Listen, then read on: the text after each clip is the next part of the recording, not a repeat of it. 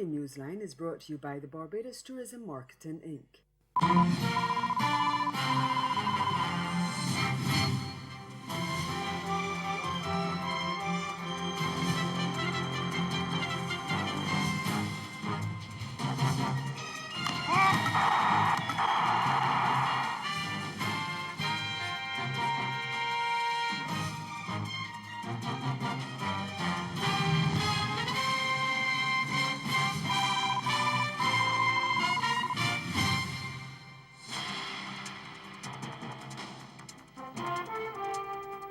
Amnesty for Venezuelans in Trinidad and Tobago ends, and police are ready to go after illegal immigrants and human traffickers. Our top story in Caribbean Newsline for Friday, June 14th. From the CMC News Center in Bridgetown, I'm Dawn Paris. Good evening. Trinidad and Tobago's Police Commissioner Gary Griffith says the just-ended registration of Venezuelans has produced some valuable information about the identities of people behind bringing illegal immigrants to the Twin Island Republic. And with the amnesty for citizens from the South American country ended on Friday evening, lawmen will be focusing their efforts on going after the culprits. Thousands of Venezuelans had turned up at centers opened by government, 2 in Trinidad and 1 in Tobago, to register in the amnesty drive that would allow successful applicants to live and work in the country for a year. The process ended at the end of 2 weeks despite calls from Venezuelans, opposition legislator Dr. Rudilal Munilao, Amnesty International and Refugees International for an extension. But in Parliament on Friday morning, National Security Minister Stuart Young announced a system to ensure those who were outside registration centres when gates closed at 5 p.m. would not be disadvantaged. He said those in line or on the compound would have their photographs taken and they would receive a chit with an official stamp, number and a date of return to complete registration. Speaking outside Queen's Park Oval, one of the registration centres, Commissioner Griffith made it clear that the Trinidad and Tobago Police Force would be enforcing the law as it relates to illegal immigrants and people who facilitate getting them into the Twin Island Republic illegally. Our role and function will now turn from dealing with this to dealing with 2 matters. We got a lot of intelligence from this registration because from the Organized Crime Intelligence Unit, we have been speaking to the individuals as they come in. Now that they're here and they know that they can be regularized, they realize now I don't have to fear about giving information on how I got in here. So what we are getting is information as to the point of contact in Venezuela, the point of contact in Trinidad, their telephone numbers, what boat they came in on, the name of the boat, what day they came in, what beach they came in on. So all of these things could assist us in trying to what we always call this porous borders and locking down our borders. So our focus will be on that and also looking after now anything after this. As I said, remember the days with National Lottery, if you didn't have a ticket, you don't have a chance. If it is persons are not regularized, if they do not have a that amnesty, that document, then they would be seen as an illegal immigrant. Our law is clear. Our law states that persons can be deported, they can be denied entry if they are a threat to national security or B, a liability to the public purse. The fact of the matter is, if these persons are here illegal, we would deport them. But Commissioner Griffith stressed that police would not be on any witch hunt, even as he pointed to the large number of illegal immigrants from other countries as well. We are not going to look at anyone and ask them to say hello to see if they, how they will say it. It is not about that. It's not about witch hunting. We have to also understand that there are over 100,000 illegal immigrants that are not Venezuelan nationals that are also in this country. If the Trinidad and Tobago Police Service decides to enforce this to the letter of the law, I don't know where it is. I'm going to find a place 100,000, 110,000 just about 3 or 4 years ago. And this 110,000 is just based on persons who have overstayed their time by entering through a legal port of entry. We are not speaking about persons who have entered illegally, but there are over 110,000 persons here illegally. 10,000 from Jamaica, 9,000 from Guyana, St. Vincent, Grenada, Africa, Philippines, China, all over the world, because they have overstayed their time. So they're somewhere around the country illegally. The Trinidad and Tobago Police Service, we can't just go in there and just start hunting, but the fact is if we find these individuals based on operations that we would be conducting, far and large, to deal not just with human trafficking, but prostitution, sexual exploitation, human trafficking, all of these things we would be having operations on, and if persons are found that they are here illegally, they would be deported. And while the final number of Venezuelans who came forward to take advantage of the amnesty is still to be tallied, Prime Minister Dr. Keith Rowley reported to Parliament on Friday, that 13,933 of them had been registered up to 10:27 p.m. on Thursday. And even as the amnesty period neared a close, a group of Trinidadians staged protests calling for the closure of the country's borders. The demonstration began Thursday evening outside the Queen's Park Oval, continued outside Parliament late into the night, and resumed on Friday morning. The crowd chanted, "Rowley must go," as they vowed to vote the current administration out of office over the registration of the Venezuelan migrants. We get more from TTT's Ian Wason. Last evening's protest at the Queen's Park Oval wasn't enough. The protesters made their way to the waterfront where the Parliament is housed. The protesters are being led by social media personality Kia and supported by a UNC activist and radio personality Andy Williams. While being here at the waterfront center, they jeered and heckled other government MPs who have been making their way to the Parliament, while they cheered and praised the UNC or the opposition MPs as they made their way to the Parliament. Rowley must go! Rowley must go! Just before entering the Parliament, opposition leader Kamla Persad-Bissessar shared with the media her take on the protest. The anger of people I'm seeing on the social media is tremendous with respect to what is happening with the migrants. The fact that the government has no fixed policy and seems to be taking it on the fly, 1 minute at a time and sometimes. So there's a lot of anger in the society out there, and the government seems to be totally incompetent. Also speaking to the media before making his way to the Parliament chamber was Lavantil West MP Fitzgerald Hines. That is just unnecessary UNC noise. We understand the significance and the irrelevance of it, and we are getting on with the nation's business. This is a serious time, this is a serious government, and we are doing it in the widest public interest. That UNC noise, irrelevant. And as anti-government protests continue in Haiti, a spokesman for President Jovenel Moïse has accused some members of the business community of seeking to stir up chaos. The charge has been leveled by Jude Charles Faustin, who also reiterated the position expressed by another presidential spokesperson that Moïse will not bow to pressure to step down, despite a damning report on his government spending of Petro-Caribbean funds. Thousands of protesters clashed with police on Thursday as demonstrations resumed.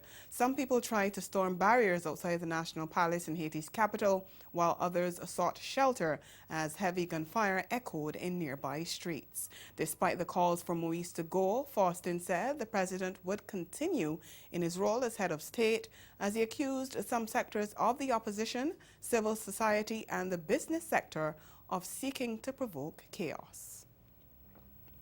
Guyana's opposition leader Barrett Jagdeo has dismissed the results of a poll that put President David Granger way ahead of the opposition People's Progressive Party presidential candidate Irfan Ali. The state-owned Guyana Chronicle reported on the poll, saying it was conducted in February by the Caribbean Development Research Services, CADRIS, and shows that 40% of people support President Granger, while only 24% preferred Ali. But Jagdeo charged on Thursday that the poll was paid for by the coalition government, which is comprised of a Partnership for National Unity, APNU, and Alliance for Change, AFC. And I wouldn't put it past them to use taxpayers' money to pay for this, too. So, but this is an APNU poll. Fake poll. This is a fake poll with fake results that APNU paid for. And this is intended to talk up their chances at the elections. That's how they were. Obviously, this was designed to hopefully talk up their chances at results. Well, Jagdeo claimed that the opposition's own polling had shown completely different results. We too have done some polling, but we're not so desperate as to have it released. We have done some polling, and let me tell you one thing. It shows the PPP massively ahead of APNU in the elections, massively. But We are not arrogant, we're not complacent, we're working hard because we want every Guyanese to see how different we are and what our plans are for the country. Elections in Ghana are constitutionally due by next year, but the country is awaiting a Caribbean Court of Justice ruling, which will be delivered next Tuesday on whether a no-confidence motion passed against the government in the National Assembly last December was valid. The CCJ is Guyana's final court of appeal, and if it overturns the Guyana Court of Appeal decision that the vote was invalid, the government would have to hold elections. Still to come, a rat infestation forces the closure of a hospital ward in Jamaica. The details of that story and more after the break.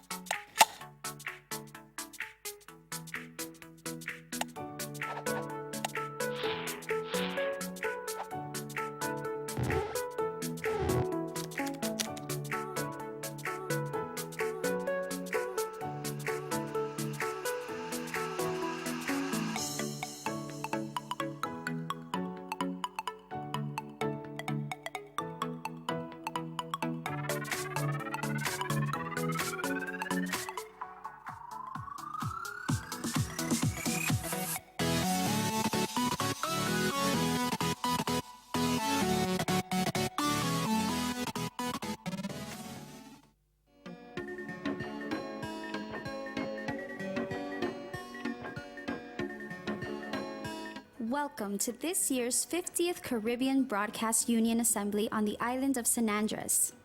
San Andres is a small archipelago located in between Jamaica and Panama in the Western Caribbean Sea. A lush, exotic island rich in culture, history, gastronomy, and breathtaking scenic views. Known for its beaches and 7-colored crystalline waters, the island of San Andres will be proudly hosting this year's event. CBU members will enjoy top-of-the-line accommodations for an unforgettable experience in San Andres, connecting Caribbean nations through this year's 50th edition of the CBU Assembly.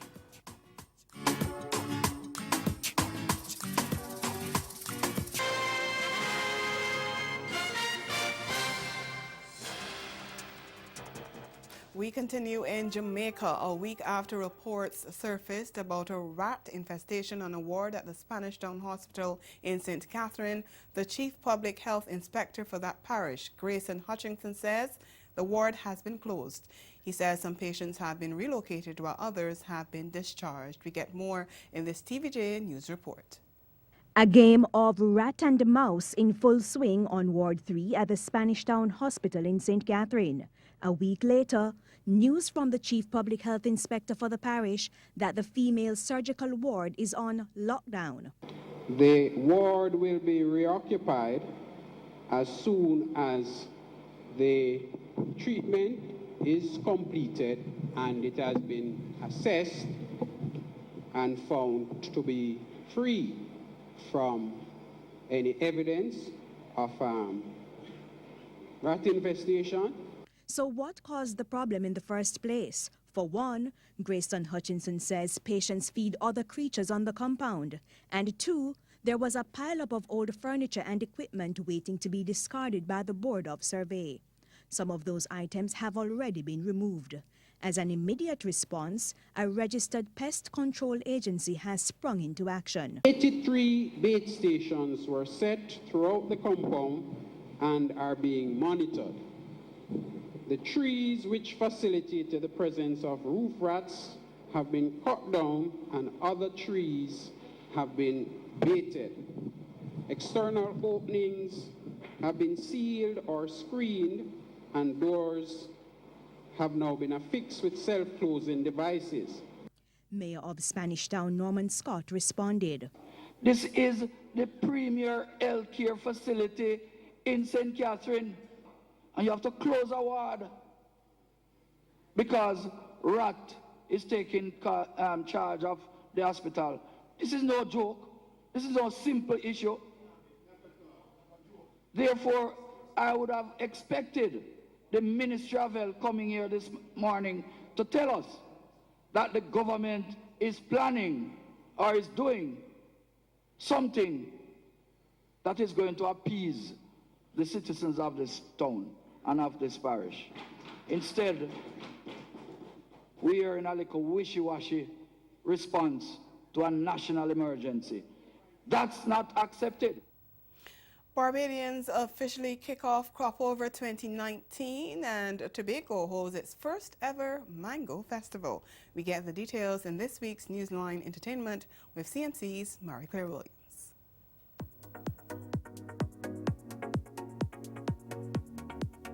This year's Crop Over Festival in Barbados is officially underway.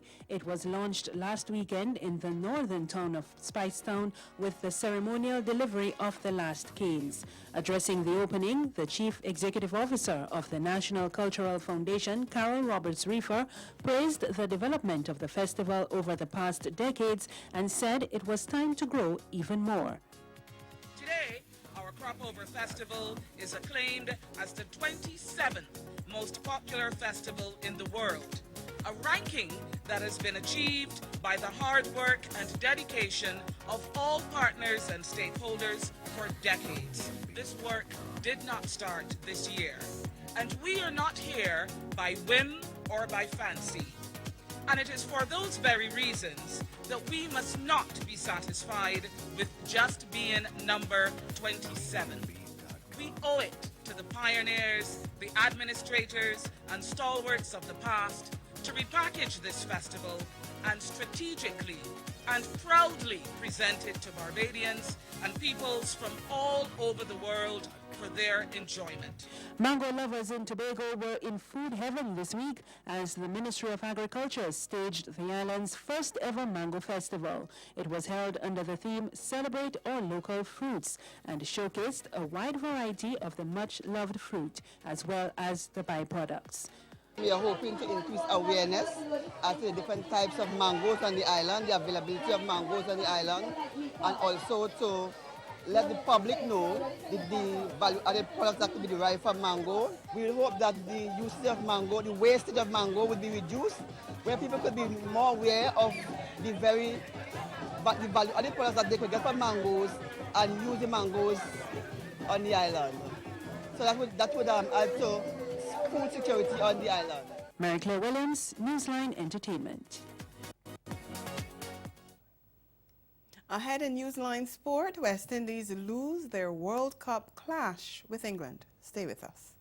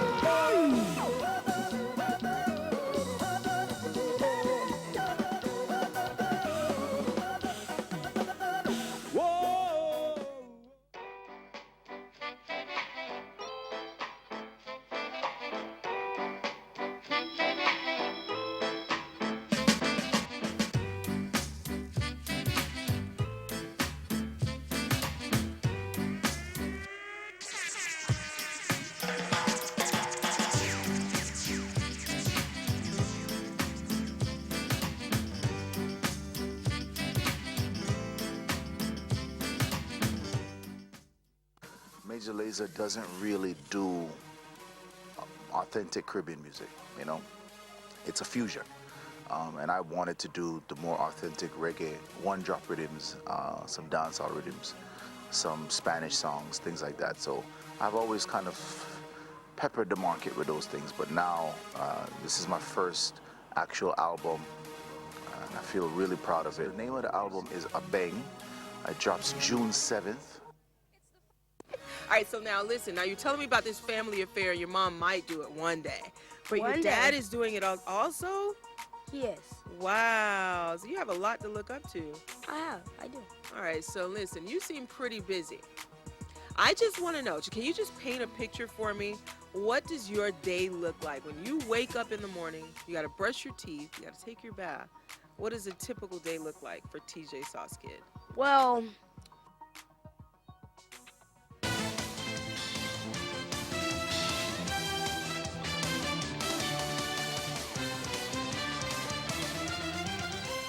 No good news with the West Indies today. A stylish century by opener Joe Root cemented England's victory over the Windies by 8 wickets at the Rose Bowl on Friday. Root scored 100 off 94 balls as England chased down West Indies' modest total of 212. In doing so, he became the first batsman to score 3 centuries for his side. Nicholas Pooran top-scored for the West Indies with a composed 63 in only his 5th one-day international, while fellow left-hander Shimron Hetmeyer chipped in with 39. Veteran opener Chris Gayle got 36, but no other batsman showed the enterprise required to get West Indies up to a competitive score. Let's take a look at the Windies' innings. That is well deserved. Lights have gone on and Evan Lewis will make the long walk back. Third man, drops it. Oh, he had it in his hands for so long. What a problem here for England. I think Jason Roy might have tweaked a hammy or something. Was chasing the ball. Gayle lofted one over the offside. Gale's on the charge. Advances and goes high and handsome. He's taken it on. The man is there. Bairstow. Very good catch. Well, this is close. This is close. Where did it hit him? And hitting the wickets, 3 reds. Kumar, we're coming back onto you to reverse your decision to out. There's 3 reds. Short, hammered away over the leg side.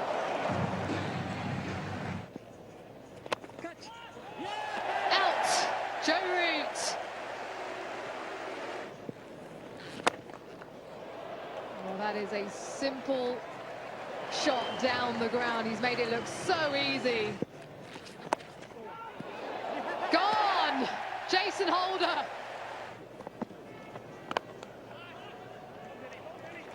Single down the ground will bring up Pooran's 50. Oh, it's gone high. Chris Wokes underneath it. And he drops it! And now he connects and goes over the top. Well, he's going big. He almost falls over in the process, but he's got enough power. This time should be out. It should be a comfortable take in the deep, and is. Roy and now Morgan, the captain.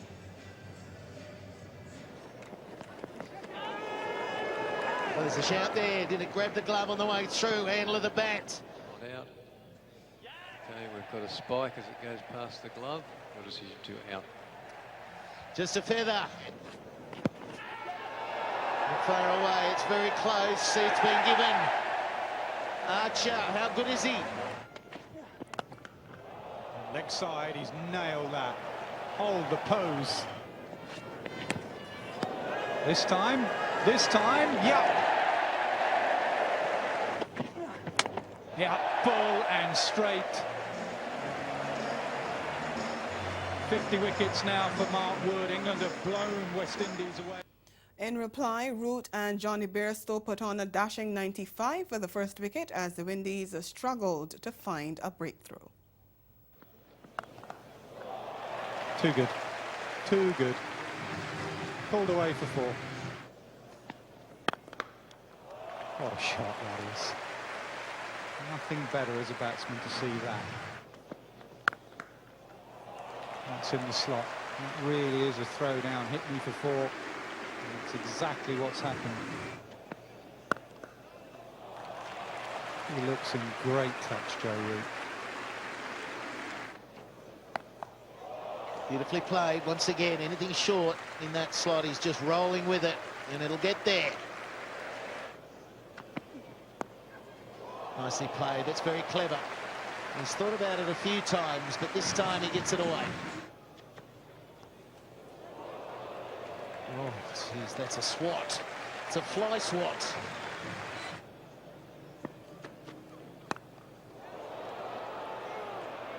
Out. Well, would you believe it, Johnny Bairstow? Nicely played, and he'll find the boundary as well.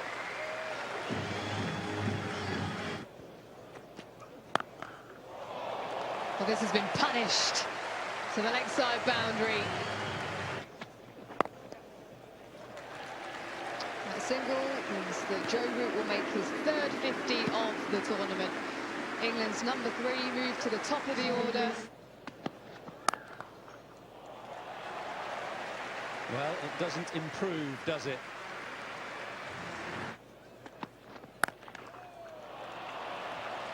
Majestic, controlled. Hard again. Short ball, 4. They're not learning.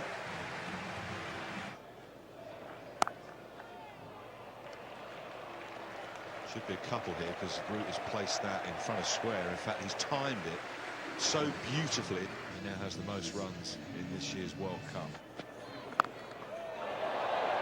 Catch. And it is taken. Nicely taken.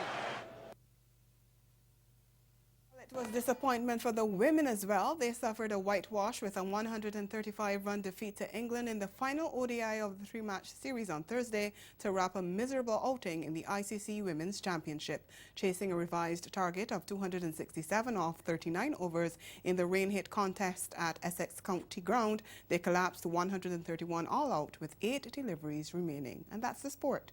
We'll be right back. Caribbean Newsline is brought to you by the Barbados Tourism Marketing Inc.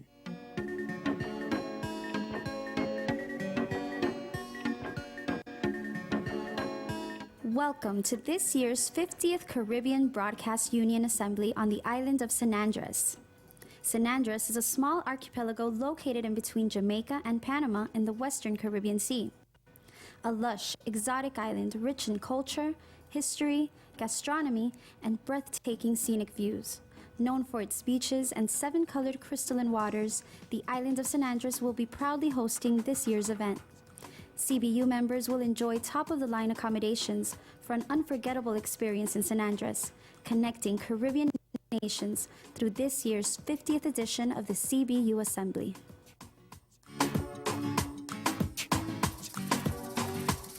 The 103rd Indianapolis 500. There is no bigger day in motorsports for Honda Racing and everyone at HPD. Winning this race makes the entire year.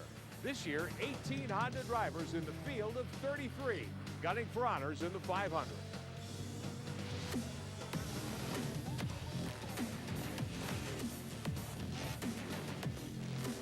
The biggest day of the year in the world of Honda Racing, the 103rd Indianapolis 500.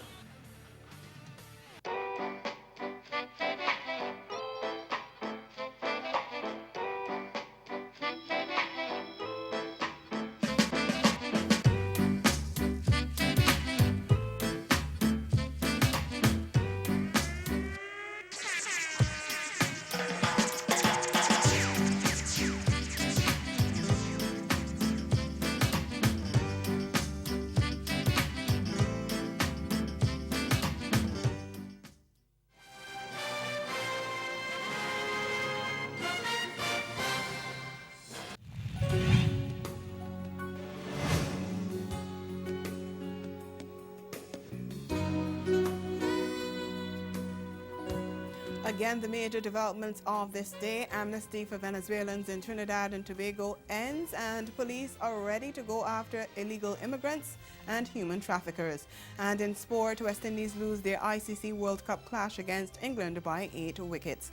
That's Caribbean Newsline. For news and sport around the clock, subscribe to CanadaNews.com, and for more of our programming, log on to CaribVision.tv and check out our YouTube channel. We'll be back here again on Monday. But from all of us at CMC News, thank you for watching and have yourselves a good night and a safe weekend.